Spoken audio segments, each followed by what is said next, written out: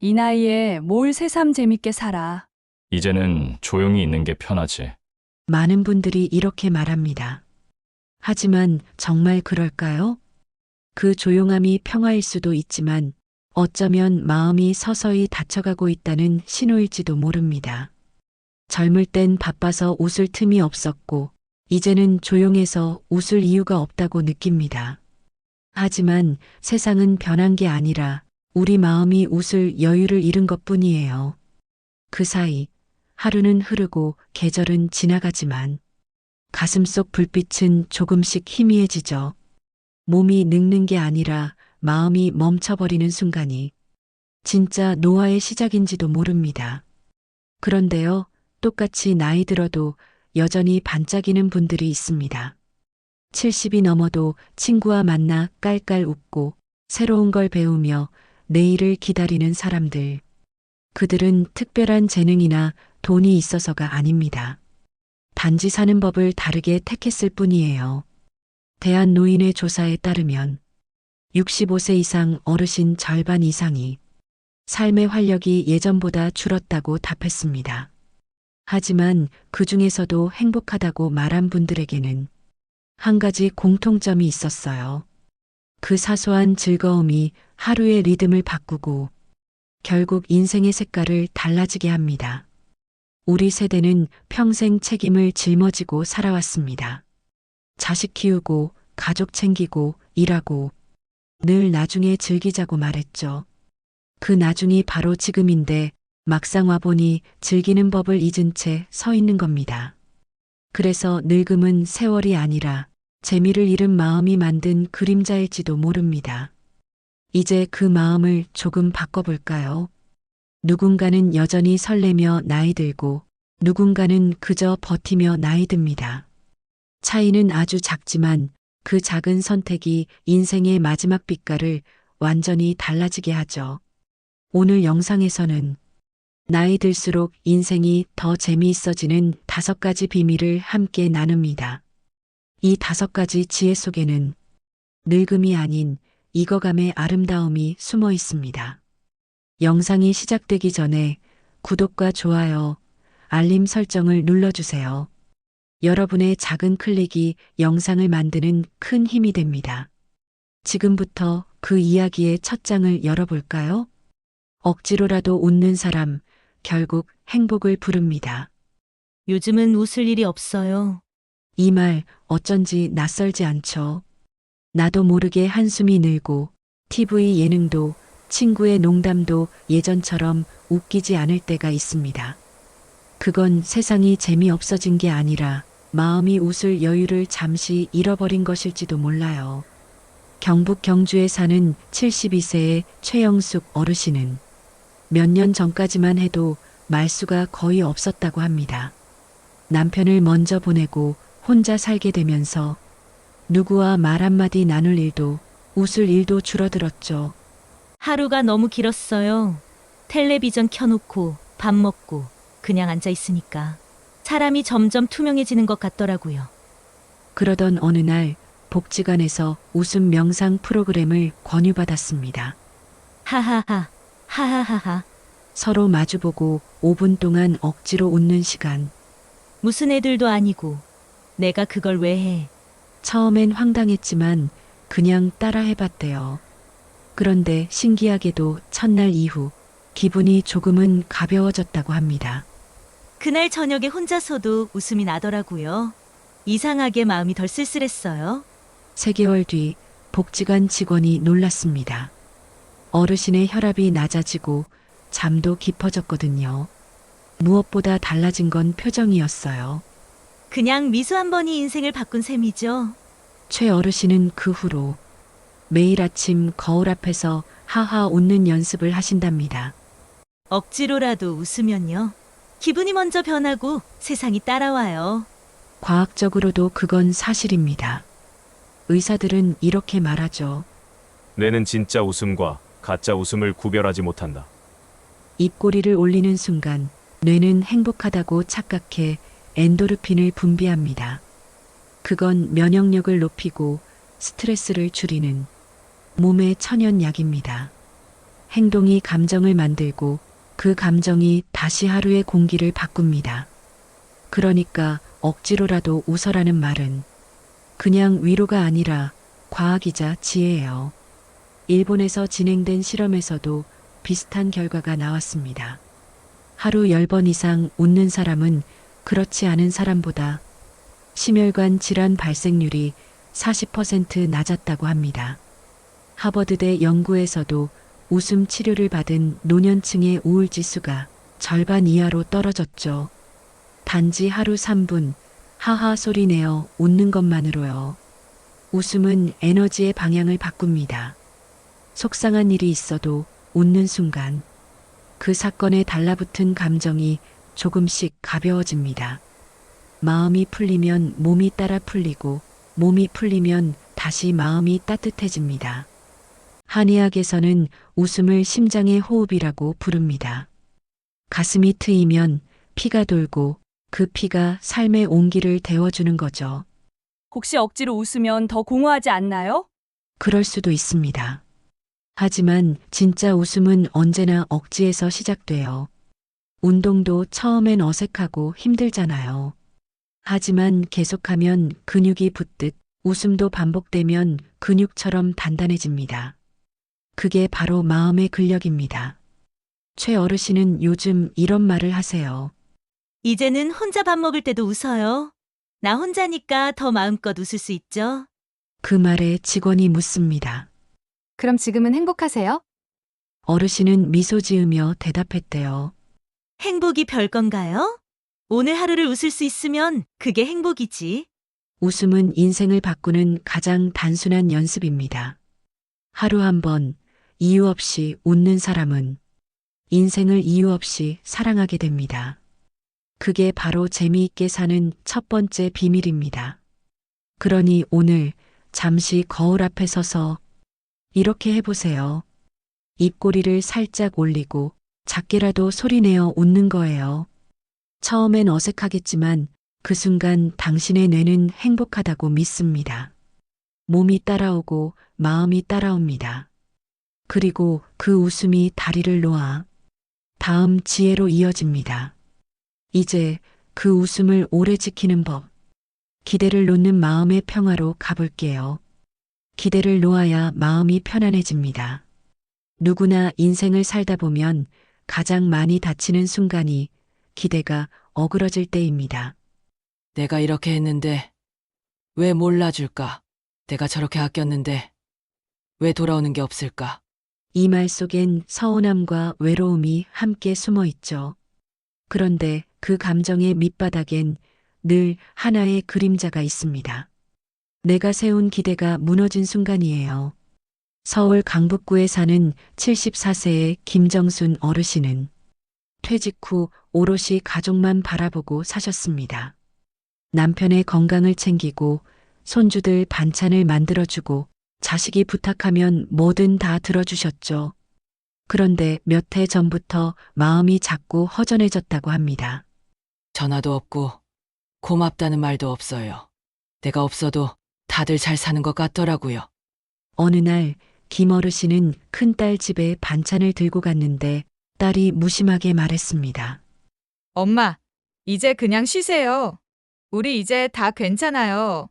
그 말이 칼처럼 가슴에 박혔어요. 내가 이렇게 애써왔는데 이제는 나를 필요로 하지 않는다는 뜻인가? 그날 밤 어르신은 한참을 울었다고 했습니다. 하지만 시간이 지나면서 조금씩 마음을 바꾸기 시작했습니다.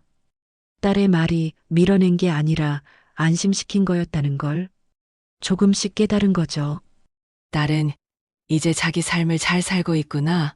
나는 그걸 보고 기뻐해야 했던 건데 그날 이후 김어르신은 이렇게 다짐하셨대요.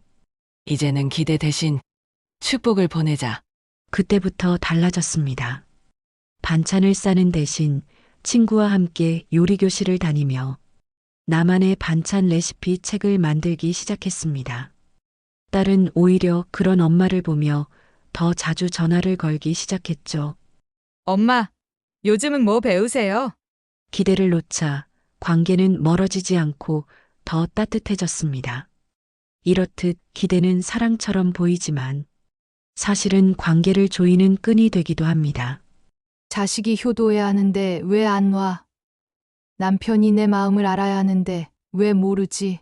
이런 생각이 들 때마다 우리는 모르는 사이에 자신을 불행하게 만드는 거예요.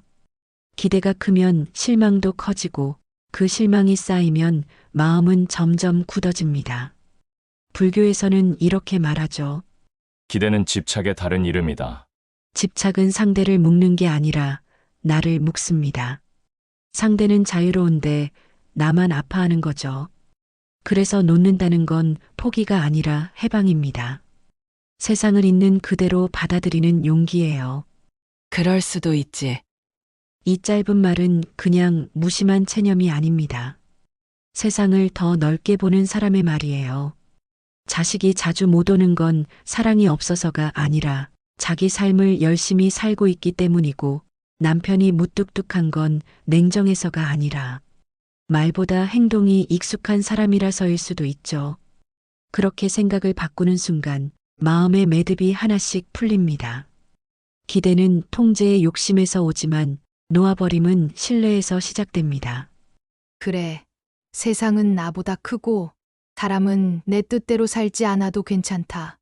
그걸 인정하는 순간 인생이 한결 부드러워집니다. 김정순 어르신은 요즘 이렇게 말씀하십니다. 이제는 자식한테 전화 안 와도 괜찮아요. 오늘은 친구랑 웃었고 저녁엔 하늘이 예뻤어요. 그걸로 충분하죠. 기대를 내려놓은 자리에 평화가 들어온 겁니다. 혹시 오늘 마음 한켠이 서운하다면 이렇게 중얼거려 보세요. 그럴 수도 있지. 그 한마디가 마음을 지켜줍니다. 기대를 놓는 순간 인생이 조금 더 가벼워집니다. 그리고 그 가벼워진 마음 위에서 새로운 배움이 시작됩니다. 왜냐하면 배우는 사람은 절대 늙지 않기 때문이죠. 이제 세 번째 지혜로 가볼까요? 나이가 들수록 새로운 걸 배우는 게 뭐 그리 대단하겠어 하고 말하는 이들이 많습니다. 하지만 그건 몸이 아니라 마음이 멈춘 신호일지도 몰라요. 배움은 단지 지식을 쌓는 게 아니라 인생의 산소를 불어넣는 일입니다. 멈춘 마음에 바람을 불어넣으면 다시 살아납니다. 전남 순천의 68세 박순애 어르신은 남편의 은퇴 후 우울감이 깊어졌다고 합니다. 갑자기 할 일이 없어졌어요. 집안일만 하다 보니 하루가 너무 길고 사람 만나는 게 부담스러워졌죠. 그러다 우연히 복지관에서 수채화 교실 안내문을 보셨대요. 그림을 배워본 적도 없고 손도 덜덜 떨리는데 그냥 가봤습니다. 색연필이라도 잡으면 하루가 덜 심심할까 싶었죠. 첫날 하얀 종이 앞에 앉았을 때 손이 덜덜 떨려 선도 제대로 못 그렸답니다. 옆자리 학생이 그린 꽃잎을 보며 괜히 주눅도 들었어요. 하지만 선생님이 조용히 다가와 말했답니다. 선생님, 색은 선보다 먼저입니다. 그냥 좋아하는 색을 칠해보세요. 그 말 한마디가 이상하게 마음에 남았다고 해요. 그날부터 매일 같은 시간에 복지관으로 갔습니다. 하루하루 붓을 잡는 손이 조금씩 안정되고 색을 고르는 눈이 달라졌습니다. 그리고 석 달이 지나자 놀라운 변화가 일어났습니다. 어르신의 그림이 지역 프로그램에 소개된 거예요. 내가 이런 색을 좋아했는지도 몰랐어요. 그 말 속에는 오랫동안 잠자고 있던 설렘이 깨어난 기쁨이 담겨 있었습니다. 배움이란 새로운 기술보다 잊고 있던 나를 다시 만나는 일입니다. 젊을 때는 쓸모를 기준으로 배우지만 나이 들어 배우는 건 의미를 기준으로 합니다. 그래서 더 깊습니다. 누군가는 뜨개질을 배우며 마음을 꿰매고 누군가는 글쓰기를 배우며 인생을 정리합니다. 그 과정에서 우리는 다시 살아있음을 느끼죠. 심리학자들은 말합니다. 새로운 걸 배울 때마다 뇌에서는 새 연결이 생긴다고요. 그건 곧 젊어지는 과정입니다. 뇌세포는 쓰지 않으면 다치지만 새 자극이 들어올 때마다 다시 켜집니다. 그래서 배우는 사람은 단순히 똑똑해지는 게 아니라 깨어나는 사람이에요. 박순의 어르신은 지금도 매주 월요일 아침이면 가장 먼저 붓을 챙겨 나간다고 합니다. 그림을 그리고 있으면 시간이 빨리 가요. 그리고 집에 돌아오면 남편이 제 그림을 보고 이건 어디 풍경이야? 하고 물어봐요. 그때가 제일 좋아요. 혼자서 웃으며 말하던 그 얼굴엔 젊음보다 더 환한 생기가 돌고 있었습니다. 중요한 건 배운 걸 어디에 쓸까가 아니라 배움 그 자체가 삶을 젊게 만든다는 것이에요. 늦었다고 생각될수록 그때가 바로 배워야 할 때입니다. 왜냐하면 나이는 그냥 늘지만 호기심은 스스로 키워야 하니까요. 익숙함 속에 머물면 마음은 닫히고 새로운 걸 배우면 그 닫힌 문이 살짝 열립니다. 혹시 마음이 지쳐서 아무 의욕이 없다면 이건 당신에게도 초대장일지 몰라요. 배우면 다시 살아난다. 이건 단순한 문장이 아니라 수많은 어르신들이 몸으로 증명한 진리입니다. 책 한 권, 그림 한 장, 짧은 시 한 줄이라도 좋습니다. 새로운 것을 배우는 그 순간 당신의 뇌는 젊음을 기억합니다. 그리고 그 기억이 내일을 기다리게 만드는 힘이 됩니다. 박순의 어르신이 마지막으로 이런 말을 남겼습니다. 내 인생의 색은 끝난 줄 알았는데 이제야 진짜 물감이 스며드는 것 같아요. 그렇습니다. 배움은 나이를 지우는 게 아니라 시간 위에 색을 더하는 일입니다. 그리고 그 색이 짙어질수록 우리의 삶은 더 단단해집니다. 이제 그 단단한 마음 위에서 또 다른 비밀을 살펴볼게요. 스스로를 인정할 줄 아는 사람은 젊게 삽니다. 이제 다 늙어서 뭘 해. 이 말 생각보다 많은 분들이 입버릇처럼 하십니다. 하지만 그 한마디는 세상이 우리를 무시하기 전에 스스로를 먼저 작게 만드는 주문이에요. 몸이 늙는 건 자연이지만 마음이 늙는 건 자기 부정에서 시작됩니다. 부산 해운대에 사는 71세의 장미자 어르신은 평생 가족만 챙기며 살아오셨습니다. 남편 뒷바라지, 자식 공부, 시댁 행사. 나를 위한 날은 없었어요. 그러다 남편이 은퇴한 후 말 한마디 없이 하루를 보내는 일이 늘었습니다. 거울을 보면 얼굴이 아니라 낡은 그림자 같았어요. 웃음도 취미도 꿈도 다 떠나버린 듯 했습니다. 그러던 어느 날 딸이 그러더랍니다. 엄마, 이제 엄마도 엄마를 좀 챙겨요. 그 말이 마음에 걸렸다고 해요. 그날 밤 미자 어르신은 거울 앞에 서서 조용히 자신을 바라봤습니다. 그리고 아주 오랜만에 입을 열었죠. 괜찮아. 미자야. 너 참 오래 했었어. 그날 이후 어르신은 하루에 한 번 거울 앞에 서서 자기 자신에게 말을 걸기 시작했습니다. 나는 쓸모없는 사람이 아니야. 오늘도 잘 버텨줬어. 이만큼 살아낸 나. 대단하다. 누가 시킨 것도 아닌데 그 말을 반복하다 보니 어느새 표정이 달라졌습니다. 어깨가 펴지고 입꼬리가 올라가고 하루가 조금씩 밝아졌다고 해요. 심리학에서는 이것을 자기 긍정 대화라고 부릅니다. 뇌는 우리가 던지는 말을 그대로 믿습니다. 난 늙었어. 하면 진짜로 몸의 반응이 느려지고 난 여전히 의미 있는 사람이야. 하면 뇌는 새로운 활력을 만들어냅니다. 생각이 신호가 되고 신호가 습관이 되고 습관이 결국 우리의 표정을 바꾸는 거죠. 사실 우리 세대는 늘 겸손하라, 남 앞에서 나서지 말라. 그렇게 배워왔습니다. 그래서 스스로를 칭찬하는 게 익숙하지 않습니다. 하지만 인생 후반전에는 그 겸손이 자기 부정으로 바뀌면 안 됩니다. 나를 작게 만드는 겸손은 지혜가 아니라 굴레예요.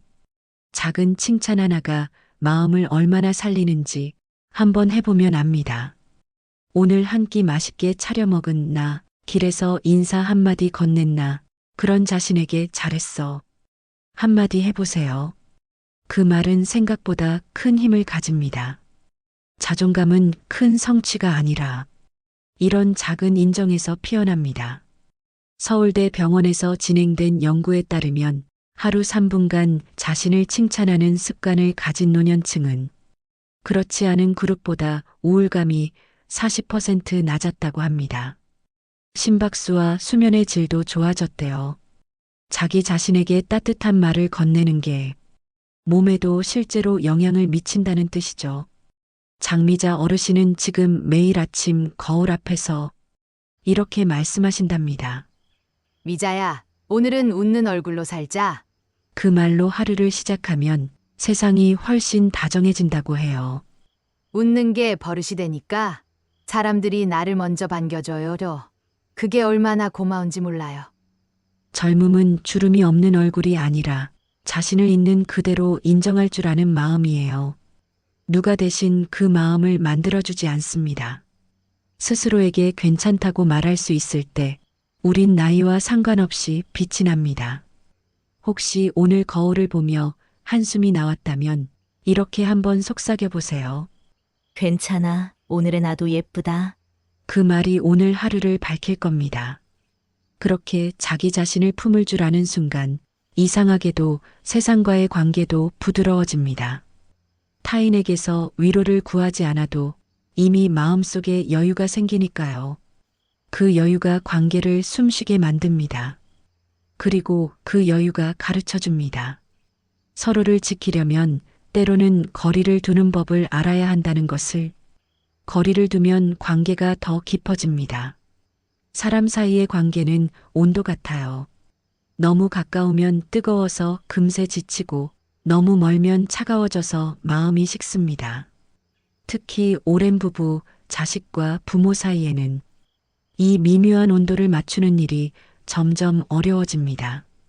젊을 땐 사랑이 전부였지만 나이 들수록 사랑보다 공간이 필요해지는 시기가 찾아오죠.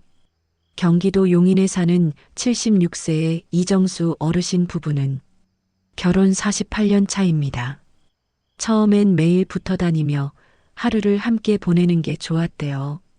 그런데 은퇴 후 늘 집에 함께 있다 보니 사소한 일로 자꾸 부딪혔습니다. 같이 밥 먹고, 같이 TV 보고, 같이 산책하니까 졸 줄 알았는데 이상하게 피곤했어요. 결국 두 분은 서로 말도 줄이고 하루 종일 다른 방에 들어가 지내는 날이 늘었습니다. 그러던 어느 날 동네 복지센터에서 열린 부부 프로그램에 참석하게 됐대요.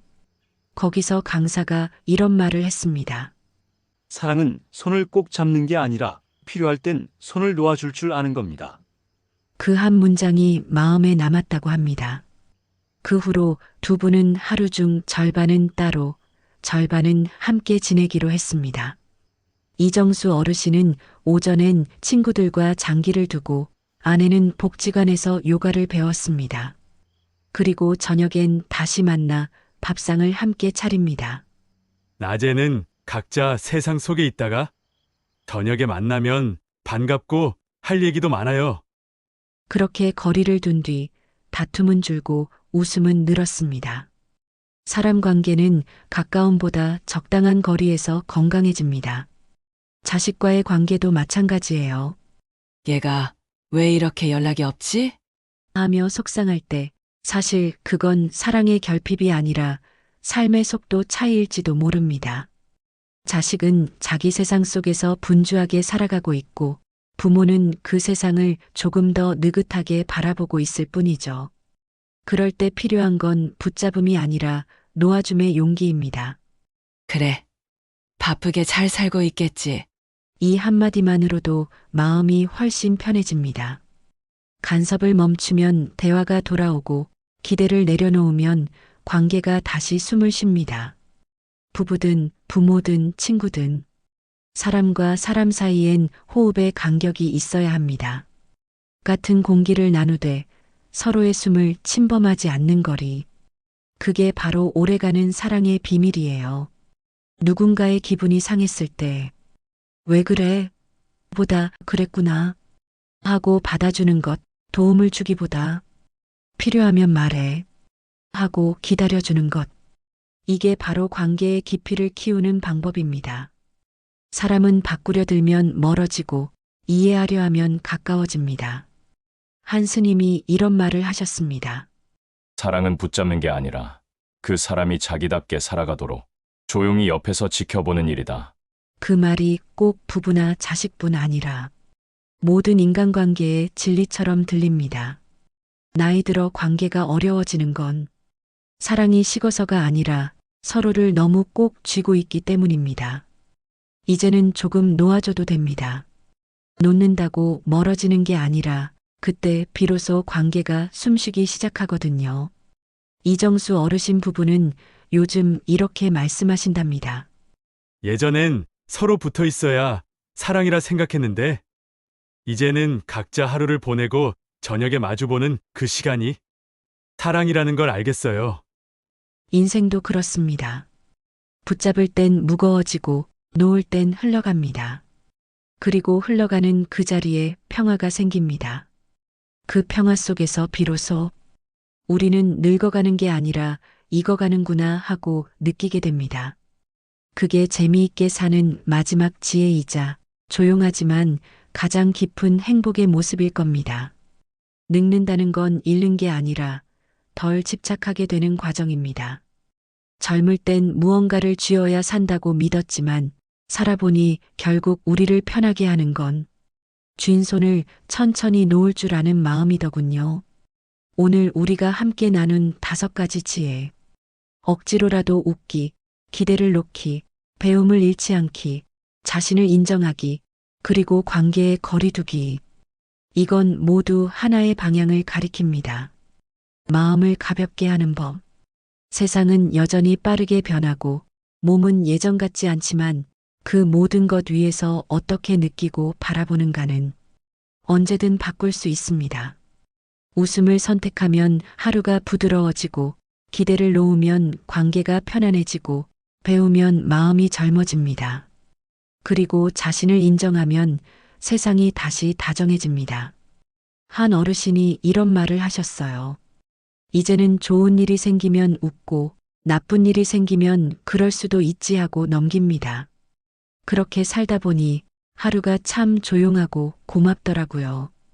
결국 인생의 재미란 특별한 사건이 아니라 이런 마음의 온도 속에 숨어 있습니다.